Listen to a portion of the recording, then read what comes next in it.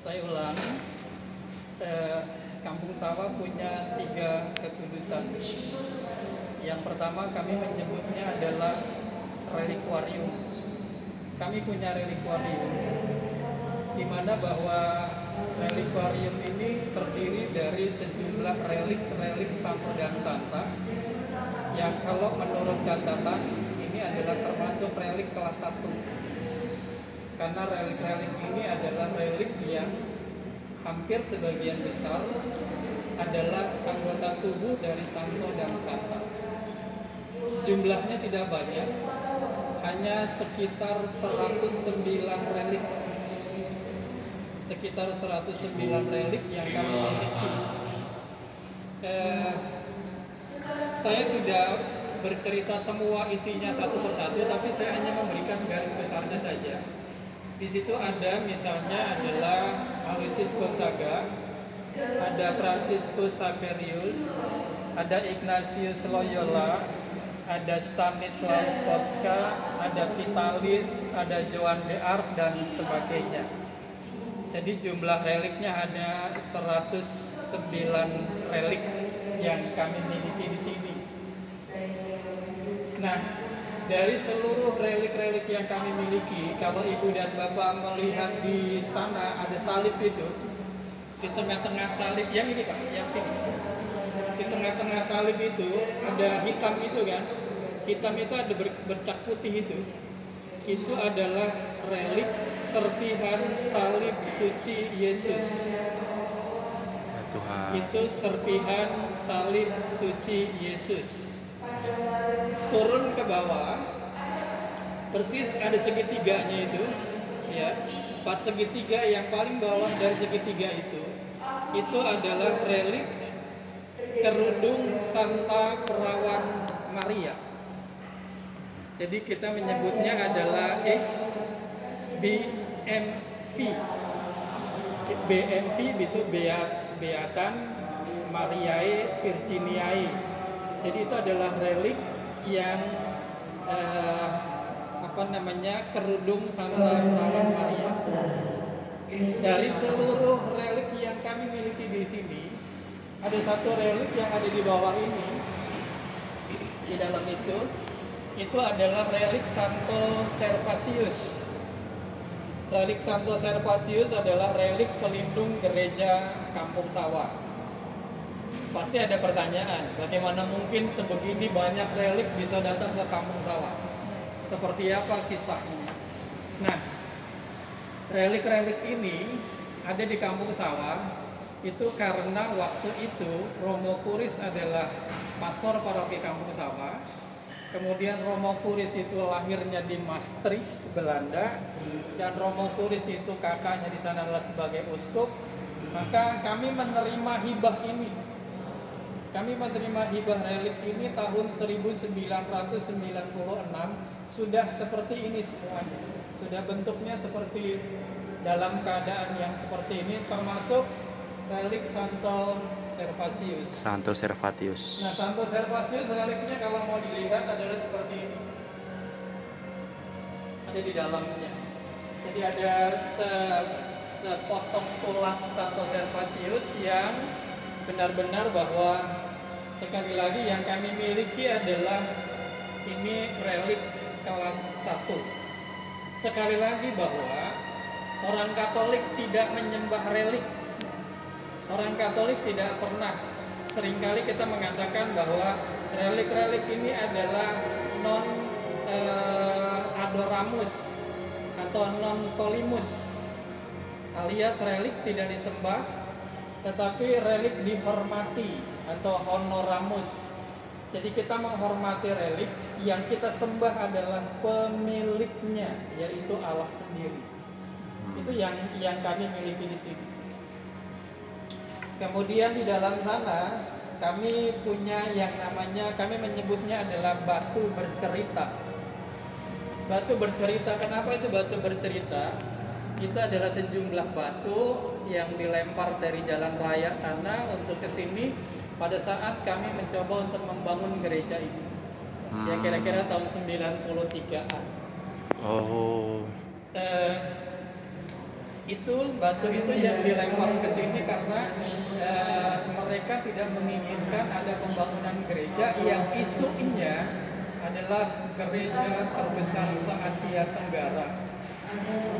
Tapi kemudian bahwa ada saudara kita di Kampung Sawah namanya Kiai Rahmadin Afif yang mencoba untuk mendamaikan mereka yang melempar batu dengan mengatakan jangan lempar batu itu ke gereja karena mereka adalah saudara gua sendiri. Jadi biarkan itu dilanjutkan dan silakan kembali ke tempat karena mereka adalah saudara-saudara gua. Itu menurut Kiai Rahmadin Afif. Maka batu yang itu menjadi sebuah batu yang kami kumpulkan sebagai kenangan bahwa itu pernah terjadi di Kampung Sawah ini. Nah, Shalom Santo Servatius ini setiap tanggal 30 September kami melakukan yang namanya adalah prosesi relikwi.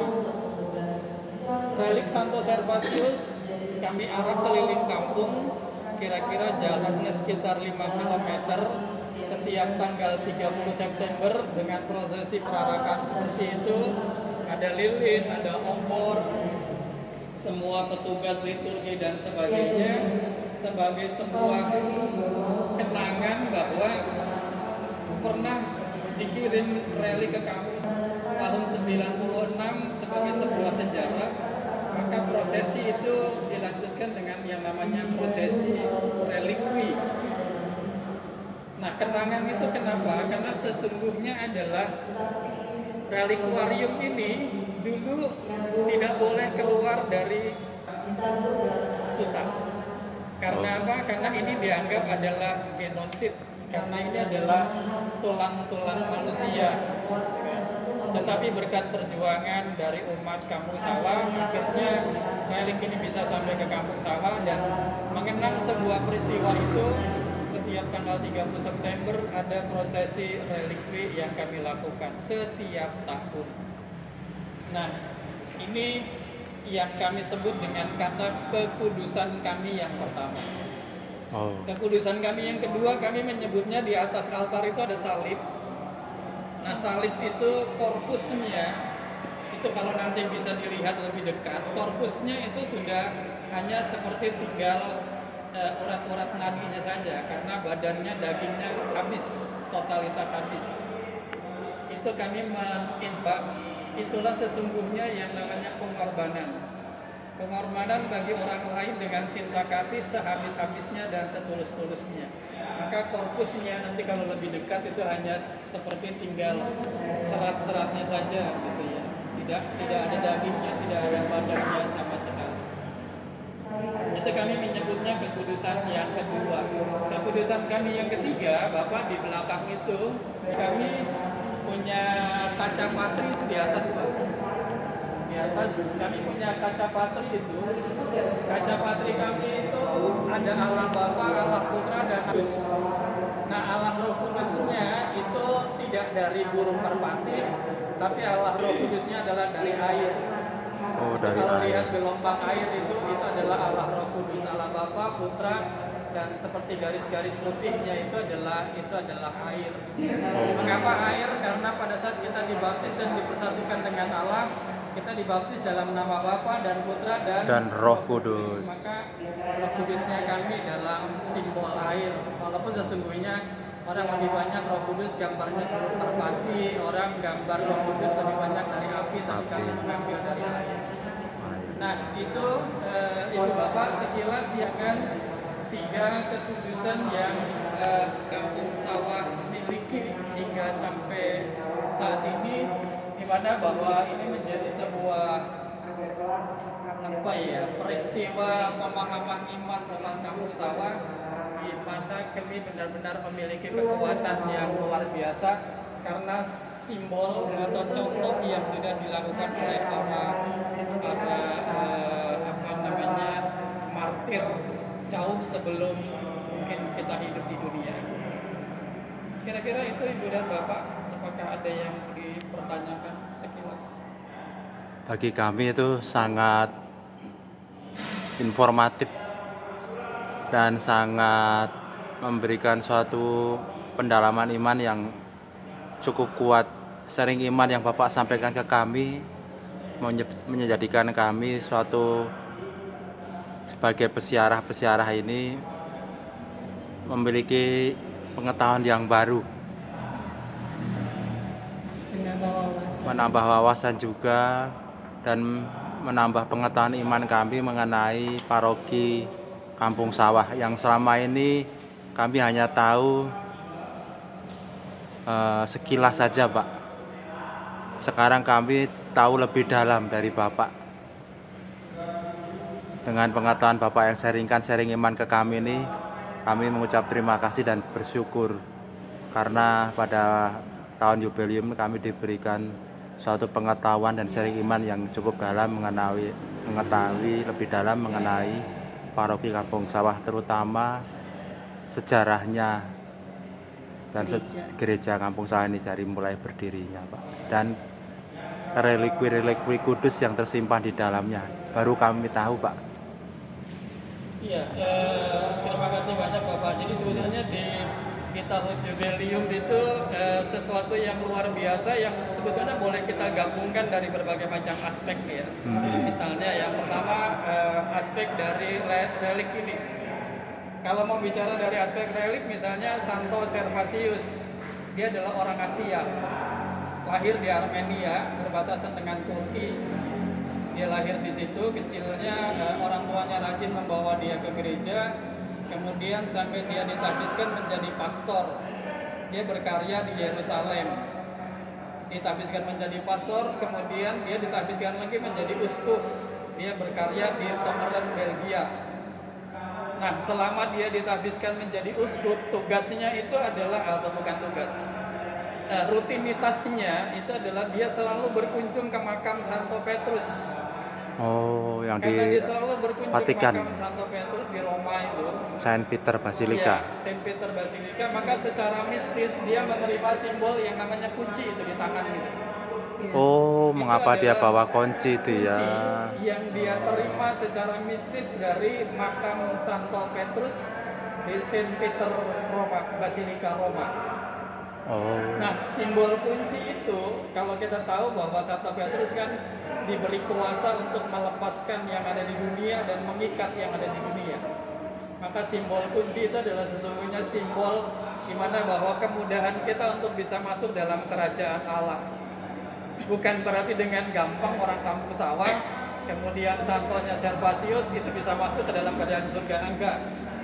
Kunci itu adalah simbol pertobatan. Jadi sama kok, siapapun yang bertobat, siapapun yang melakukan penghapusan dosa, dia akan dengan gampang bisa masuk dalam kerajaan Allah. Ini kalau kita mau menggabungkan antara tahun jubileum, yang mau kita cari apa sih tahun jubileum? Kan indulgensi, penghapusan dosa.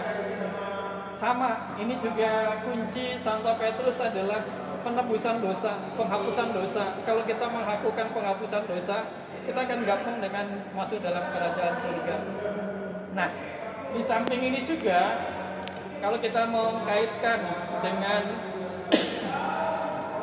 penampakan San Yesus kepada Santa Faustina misalnya, dalam buku catatan harian Santa Faustina nomor 1583, Yesus berkata bahwa mintalah sebanyak-banyaknya dari bejana yang aku berikan kepadamu. Bejana yang diberikan Yesus kepada Santa Faustina itu bejananya cuma satu. Bejananya apa? Bejananya adalah bejana pengharapan. Jadi tahun jubileum pijiaraan pengharapan, apa sih yang mau kita harap? Kita berharap bahwa kita dilepaskan dari segala dosa dan kesalahan kita, agar kita memperoleh rahmat itu. Maka kita lepas dari indulgensi itu. Maka Yesus sudah memberikan itu yang luar biasa. Nah, tambah lagi dalam buku harian catatan Santa Faustina nomor 1728, Yesus mengatakan, aku adalah Tritunggal Maha Kudus. Aku benci terhadap dosa walau sekecil sekalipun.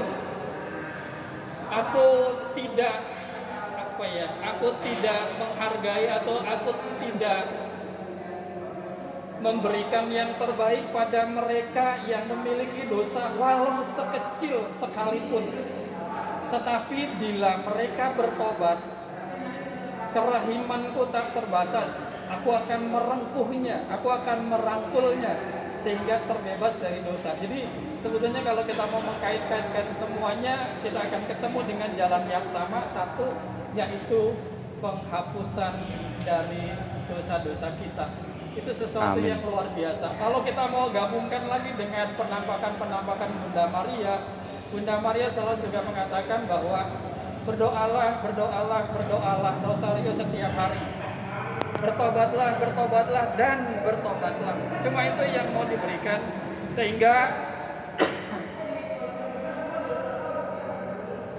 semoga Ibu dan Bapak yang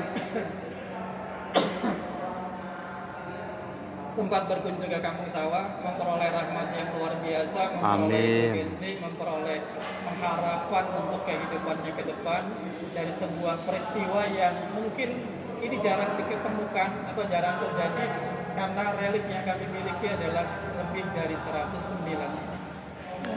Amin. Itu saja sih Bapak yang kami boleh kasih tahu. Ya, puji Tuhan, Pak. Terima kasih atas sharing imannya yang cukup dalam bagi kami.